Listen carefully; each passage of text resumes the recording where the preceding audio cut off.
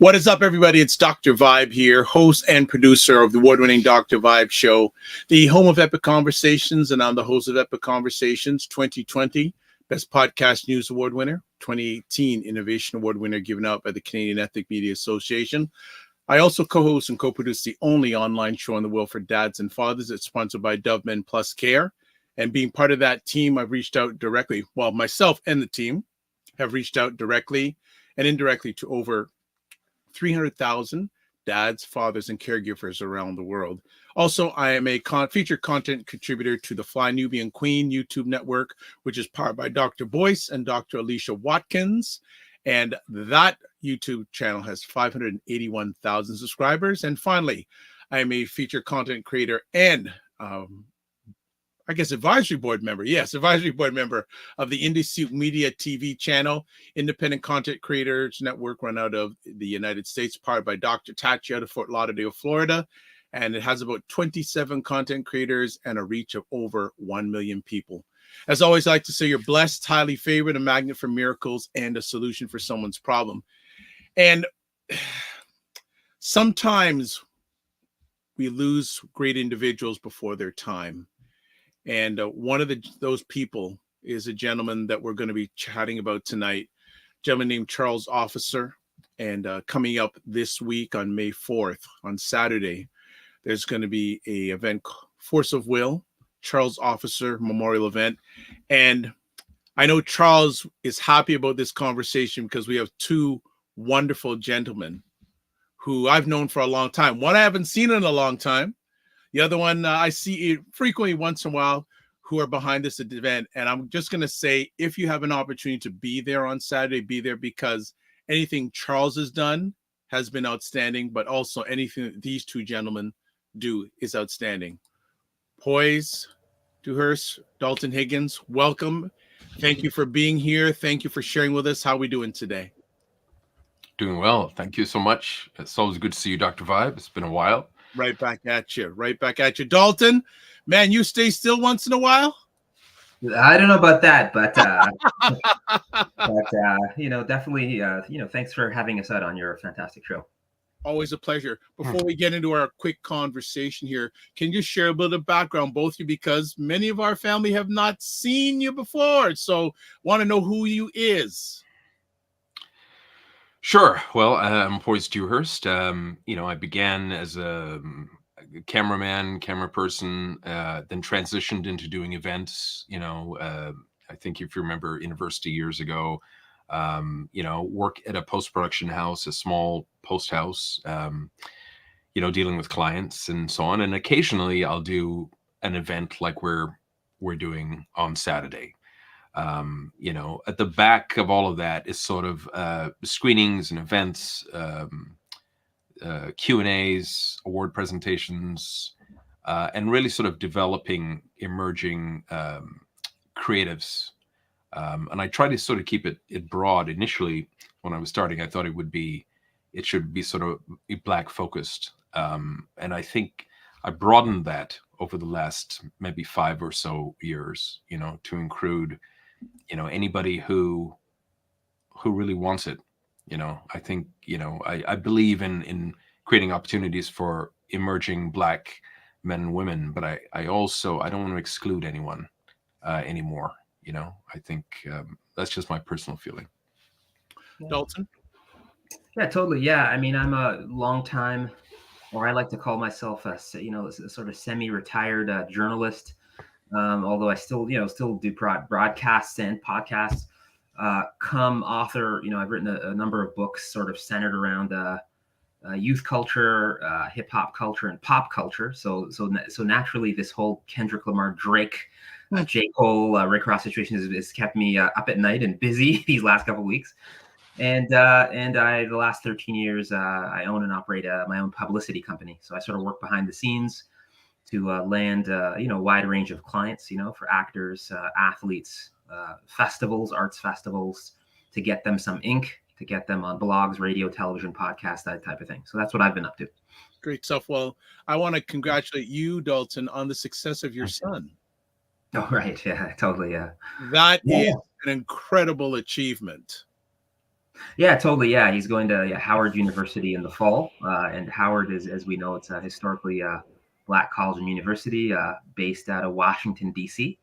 And for folks of the journalism, the written word, a lot of icons come out of there. As far as it does across sectors, Yeah, politicians, yeah. Kamala Harris. Like, I mean, it just goes on and on, right? So it's just black excellence on steroids. So I thought that would be a great, as did he and the rest of the family unit, a great place to be.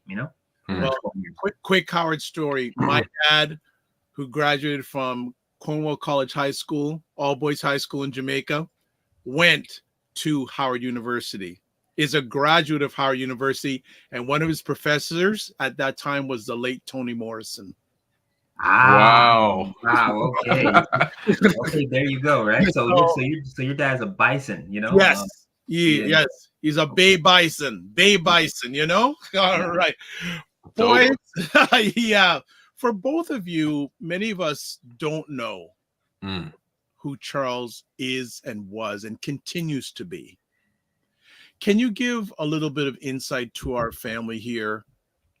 Who is Charles Officer? Well, it's interesting you mentioned that. I think both Dalton and I cannot say who Charles Officer was. And in fact, that's why we came to this.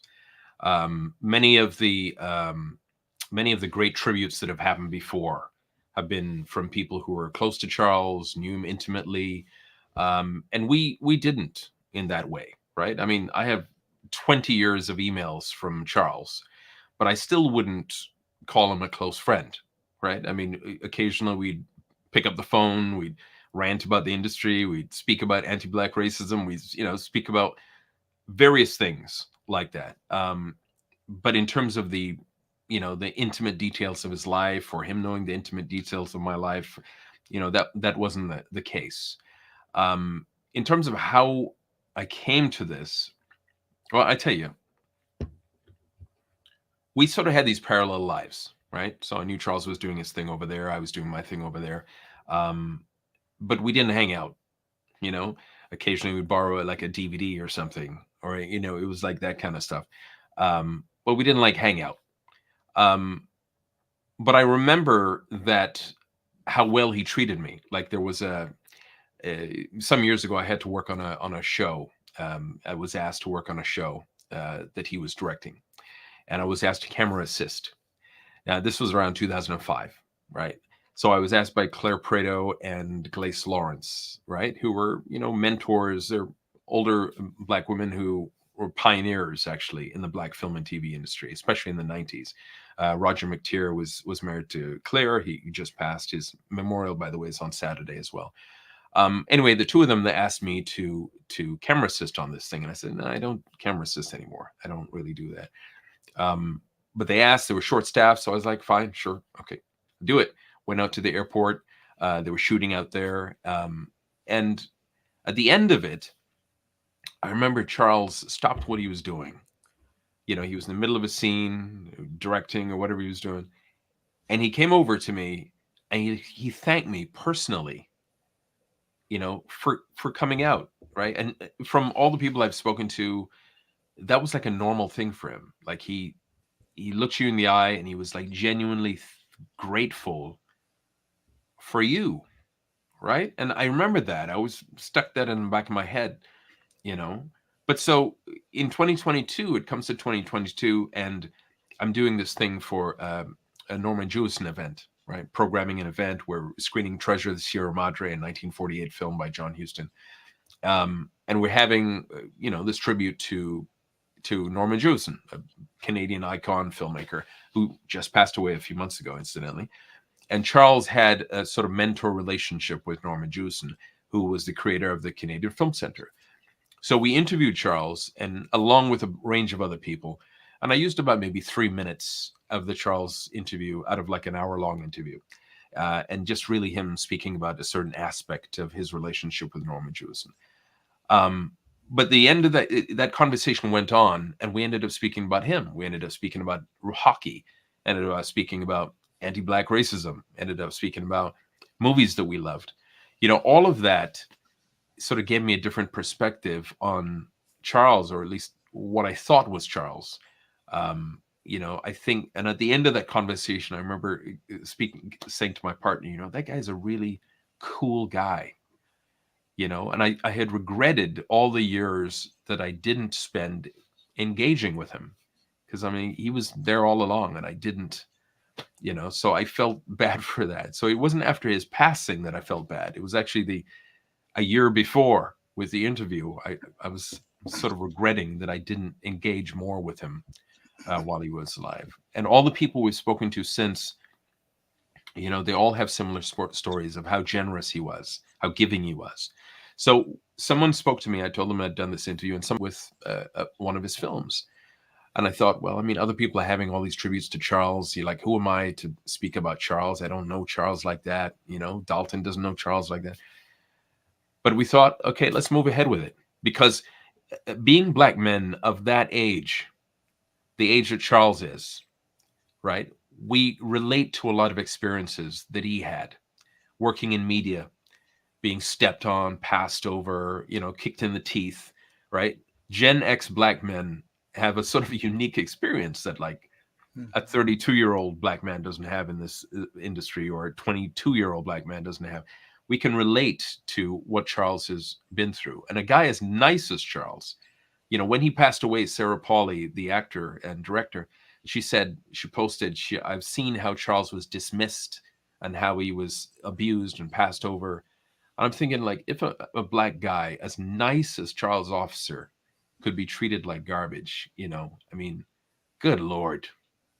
You know what I mean? So we could relate to both of those experiences. I'm sure Dalton can tell you of some of his experiences. We've, dealt with all sorts of toe-curling kind of racism and dismissals and nonsense, systemic discrimination. How could you not? I'm sure you, Dr. Vibe, you can relate that these are experiences that we have as Black men, and Black men still exist, and we're sort of minimized. Since 2018, I've been speaking with many of these institutions about Black men in senior management, CEOs, leadership, board members, and not just as tokens and wallpaper and nonsense, right? But they're Black men out there who have lots of experience, years of experience, who never get the opportunities. And that message is beginning to sink too. We've spoken to many of the senior media organizations. That message is beginning to permeate. We're beginning to see more Black men, but Bell Media now has a Black man as the president of Bell Media as of a few months ago. And you're starting to see more Black men in positions, right? We've never been there. In 50 years, we haven't been in many of those leadership positions. And that's where it matters. It doesn't matter downstream. It's about what happens at the top, at boards and CEOs, and that's where the decisions matter. Dalton, reflection, and how did you get involved in this wonderful opportunity? Yeah, totally. Just to sort of echo some of Powys' sentiments, while he was here, I don't think I ever got a real chance to thank him for his contributions to, the Canadian arts and entertainment scene in general, the film industry in particular. And, I think when he passed away, I sort of looked at him, some of us Gen Xers, the Generation Xers that happen to be Black creatives, we sort of looked at him as a colleague, essentially trying to navigate and maneuver the Canadian, culture scene in very much the same way, and encountering some of those same challenges and barriers that Powys just referenced. And it's almost like when he passed away, so we looked at him as like our peers, almost just working in the film world, right? Like I'm working in the publishing sort of media world. We have, Charles Officer and others like working across sectors, essentially doing a lot of the same work. And I think when he passed away, it felt like a bit of a voice of a generation in the film scene, as far as a strong Black male voice. Sort of left us. Once he entered the spirit world, it's almost like it left a bit of a void, I would say. And that hopefully some young, emerging, burgeoning talent working in the film industry can fill, hopefully. But one thing about Charles, we also have mutual friends. Despite me, like Powys, not really getting that chance to sit down and go for a coffee or or a beer we never really did that, but we've been around the same ecosystem for like a couple decades. And, one thing about Charles, what I appreciated about him from afar is that, he's like a textbook unicorn, he's like a multi-hyphenate, and I think both Powys and I, as longtime friends and colleagues, we kind of go like, yeah, this guy, how do you achieve mastery in so many, as a filmmaker, he was a model, he was a high level, elite level hockey player. Like he's all these things worked, as far as shooting documentaries, feature films, like feature dramas, like a television series, right? The Porter. So this guy is like, yeah, it's multi-hyphenate. He's all over the place and working at a really high level. And I think for me too, just the whole sports angle is that with Charles years ago when I met him through a mutual friend, Dave Gannett, who actually, it's a white guy. He used to be my assistant over at the Harborfront Center. And he was like, he was saying, hey, yeah, you guys would, get along nicely. You guys, hockey players. You know what I mean? I used to tell Dave, I used to play hockey. And Charles played hockey at a way higher level than I did. He was drafted the OHL, I think drafted the NHL. Yeah. So he was a very accomplished hockey player. And so when you get some of us black hockey players, black male hockey players, people of that ilk, you have a very different understanding of the world, of how to navigate these sort of lily white homogenous spaces, and people, when you talk to black people that had played hockey, we have the same kind of story, the same very similar narrative, because the hockey environment it's so unkind to people that look like us. So there's just all of these strange intersections and undercurrents, through that sort of course their ways throughout our lives. And we want to talk a little bit about that on Saturday, sort of unpack, dissect, deconstruct, bits of his art, what made him tick, and why he had this impact on all of our lives, I think Dalton is correct. There's a thing you mentioned about, it does feel like a piece of ourselves is gone in a weird kind of way, even though we didn't know him like that. It feels like a piece of our generation is lost, if that makes sense. It's very strange, but that hole has been there for like many months for me. And not because we were deeply, intimately close with Charles, but it does feel like it's like, oh wow, the end is coming. Yeah, Getcha. I know we don't got a lot of time, but I'd just like to know, what was the timelines on getting this from an idea? When did it come up as an idea, and then how long did it take the idea to become reality? Great question. So, a friend raised the idea of packaging it with a film in December, right? I mentioned I did this interview with him, and then approached Hot Docs about it in January. Now, there was transitions happening at Hot Docs. We've seen it in the news, or been some challenges in there that they've recovered from. They've navigated those challenges. But at the beginning, it was a little spotty in terms of the communication. I guess with some folks who had left. I guess because there's a lot of stuff going on with Hot Docs. As you saw in the news, they're financially strapped, and they're trying to overcome that. But as well as staff changes, things were going on. So the first maybe month or two was a little rocky. Communication was hard. Emails weren't being returned, that kind of thing. And then a change happened somewhere around maybe March, once the dust started to settle a little bit. But in terms of the sort of hit the ground hard kind of running, I would say it's been between the last week of March and now. And, I've gotten sick because I was getting a 3 hours sleep here and 2 hours sleep here, 3 hours sleep here. So I still have a cold. Hopefully it'll be gone by Saturday. But, and I was sort of run down because of it. But that's kind of what you have to do, to get it to work. There's production, and you're shooting, and you're sourcing people, and you trying to do different things. But I wouldn't change anything. I was happy with it. So I would say, in terms of from the idea, I would say late December. In terms of the hard sort of hit the ground running, I would say maybe 2 months, month and a half approximately, in terms of hitting it and pushing through.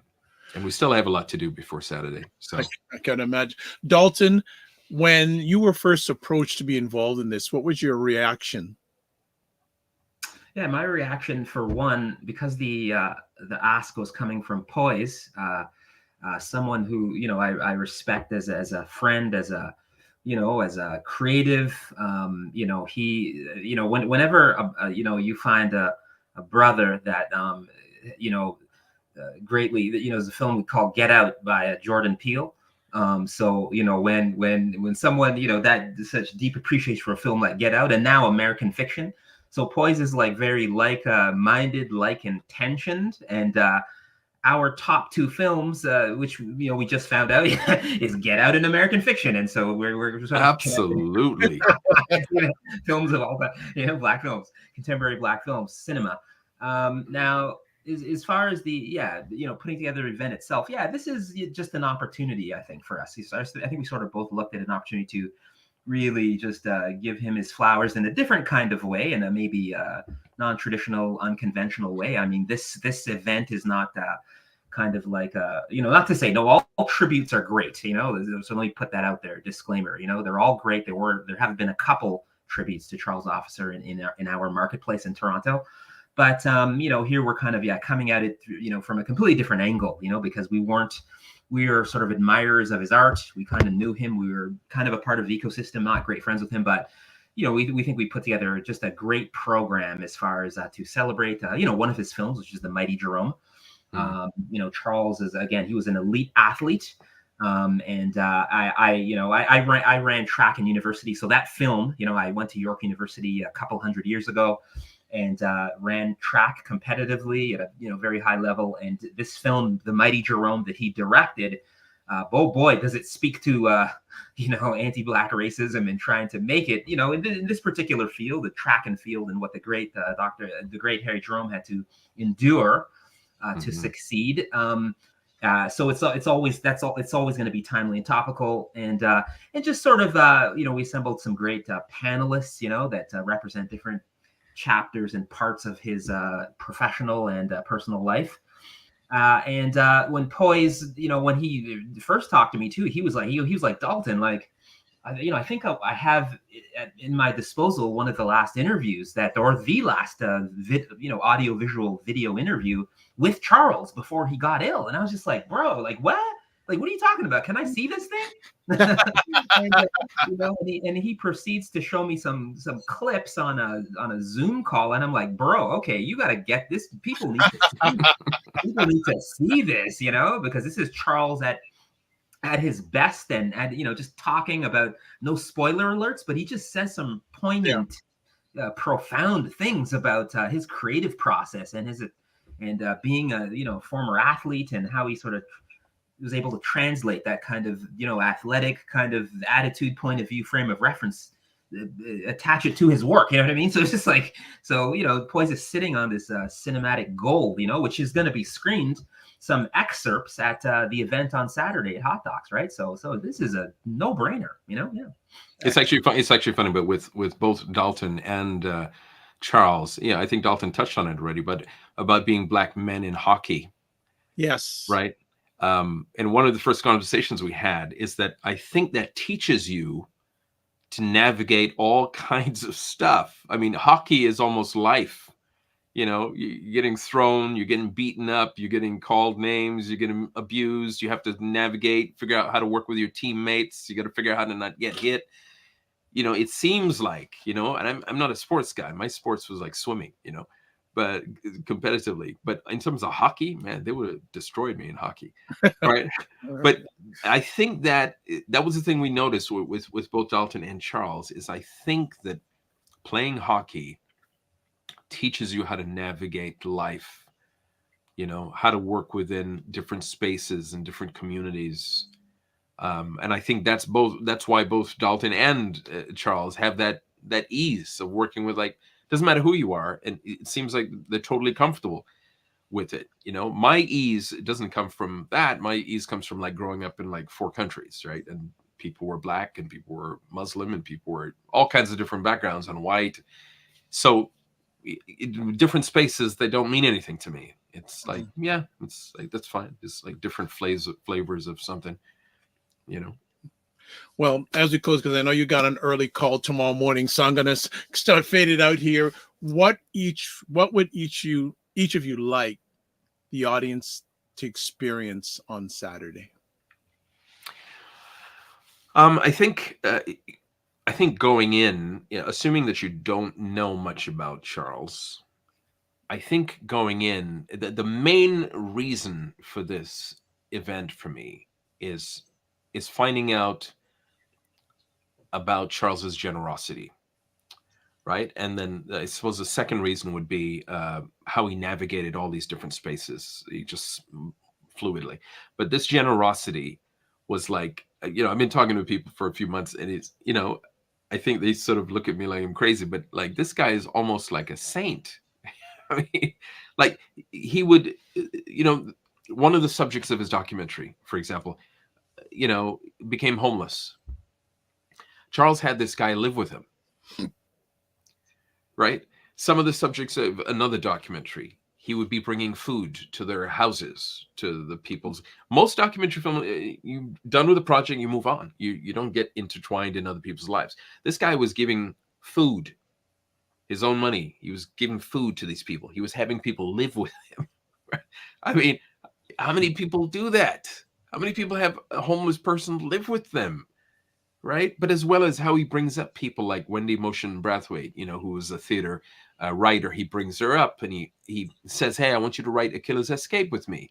Right? He calls her up. He's like, and he has this theme, by the way, and that's one of the sort of sub themes of this event, small acts, right? Because as I mentioned, one of the first things he said to me early on is like, it's time for the small acts to start cutting. And it's this recurring theme about David and Goliath, about the underdog. All the people we've spoken to, he was the underdog. He would always help the little person. He would always try to elevate this little person. He tried to bring up somebody like Wendy Motion Brathwaite. He tried to help this guy who was homeless in his documentary. This is like a regular thing with this guy, And I is trying to understand more about that. Like, that fascinates me. Not his films, not his work. Like, that fascinates me. Like, what motivates that? Where does that come from? Like, we all think we're good, and we all help and mentor in certain ways, but not like that, Like, that blows my mind.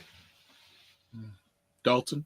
Yeah, totally. Yeah. And I think, you get a good, nice cross-section of people that have encountered his work, worked with him directly, personally, professionally, to sort of tell those stories. I look at it like an anthology almost, like if there were like a literary, like an anthology about Charles Officer's career, life, accomplishments, accolades, his filmography. I think that's what will be in the room. People just being able to speak to different projects that he worked on. To kind of, we're sort of telling telling his story like an anthology. A bunch of us sharing anecdotes. You know what I mean? That I think, and it's also a free event as well. I think access. You talk about Charles. I mean, it was important that the event be free and accessible because that's what he would want, so that there's no barrier to entry.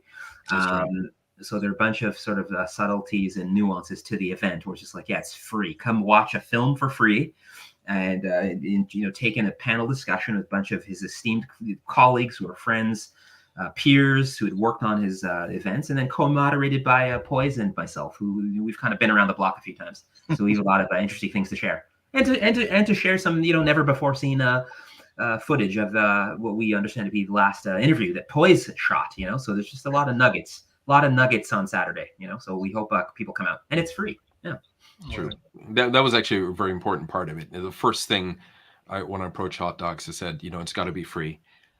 It felt a little kind of gross to be, charging for tickets to it. It just felt like in my core something was off about that. So it's free. Like, anybody can come. It's open to anybody. Powys, Dewhurst, Dalton, Higgins, thank you. Thank you so much, Doctor, and always great to see you. Thank you for having us on. My pleasure, and the biggest thanks to Charles. And for people who want to check it on the screen, you see it there on the screen. Also, you can catch it at the Ted Rogers Cinema, 506 Bloor Street West in Toronto, this Saturday, May 4th, 1:30 p.m. Link is there. There's a link for the tickets. Wherever you're watching this on replay, it's in the comment section, all the information you need. Gentlemen, I want to say thank you, and let's get together on a more pleasant, well, this is a celebration, but another type of celebration going forward. As always, I'd like to say to you, don't just manage your time, manage your energy. Remember to give yourselves grace. Take care. Peace. There we go. All right, gentlemen, we're good. And yeah, if you can check that event out, please do. So before we call it a day, please subscribe to the Dr. Vibe Show on YouTube and hit the notification button. And also follow the Dr. Vibe Show on Facebook, LinkedIn, and Instagram. To advertise your business, product, or service on our show, please email me dr.vibe at the drvibeshow.com. If you want to touch base with me, website, the drvibeshow.com, YouTube, Facebook, and LinkedIn, The Dr. Vibe Show, Instagram at The Dr. Vibe Show, and X Twitter at drvibeshow, email address dr.vibe at the drvibeshow.com.